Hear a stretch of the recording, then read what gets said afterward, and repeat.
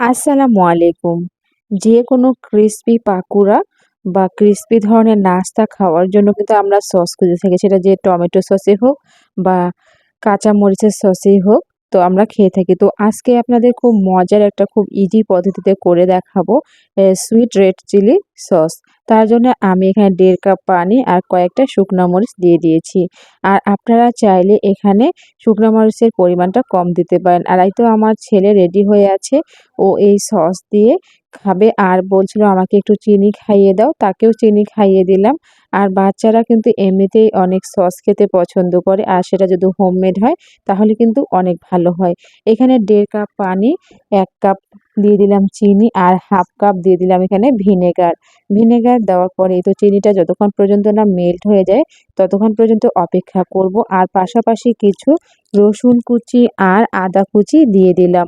আর এই যে সসটা খুবই একটা ইজি প্রসেস আর খুব সহজেই করে নিতে পারবেন মাত্র ১৫ মিনিটে। এটা যতক্ষণ পর্যন্ত আদা রসুনগুলো সিদ্ধ হয় ততক্ষণ পর্যন্ত জাল করতেই থাকবো আর একটু লবণ দিয়ে দিলাম। আর আপনারা চাইলে যে মরিচটা সেদ্ধ করে নিয়েছি সেটা আপনারা ব্লেন্ডারে ভালো করে মিহি পেস্ট করতেও পারেন। আর এখানে আমি একটু আদা ভাঙ্গা রেখেছি একটা বাটির মধ্যে ভালো করে বেটে নিয়েছি। আর এই তো দেখুন আমার ছেলে খাওয়ার জন্য রেডি হয়ে আছে। ও বলছে টেঙ্গে বেঙ্গে দিয়ে খাবো। আর সুন্দর একটা কালারের জন্য দিয়ে দিচ্ছি এখানে টমেটো সস ২ টেবিল চামচ। আর দিয়ে এখন মিশ্রণটা আর একটু পানিটা টেনে নিব।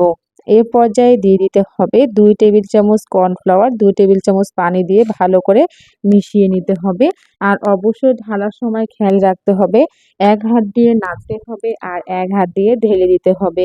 এভাবে কিন্তু ৫-৭ মিনিট জাল করে নিলে আমাদের এই সসটা রেডি হয়ে যাবে। আপনারা যে কেউ যখন তখন এই সসটা বানিয়ে নিতে পারবেন এবং এটা সংরক্ষণ করতে পারবেন ১ মাস ফ্রিজে রেখে।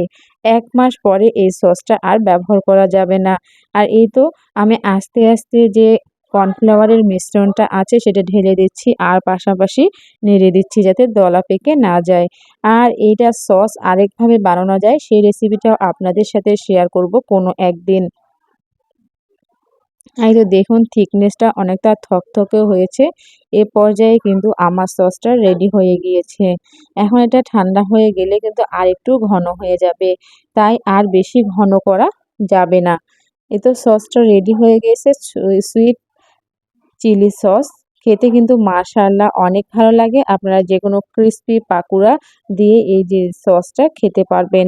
আর সংরক্ষণও করতে পারবেন ১ মাস জুড়ে। আজকের ভিডিওটি কেমন লেগেছে অবশ্যই কিন্তু কমেন্ট করে জানাতে ভুলবেন না। সবাইকে আজকের ভিডিওটি শেষ পর্যন্ত দেখার জন্য অসংখ্য ধন্যবাদ। সবাই ভিডিওগুলো দেখবেন। আর যারা অন্যের ভিডিওগুলো দেখেন তারা বেশি, বেশি করে অন্যের ভিডিওগুলো দেখবেন পুরোটাই। তাহলেই দেখবেন আপনাদের ভিডিওতে ভিউজও বাড়বে, ফলোরও বাড়বে। ধন্যবাদ সবাইকে।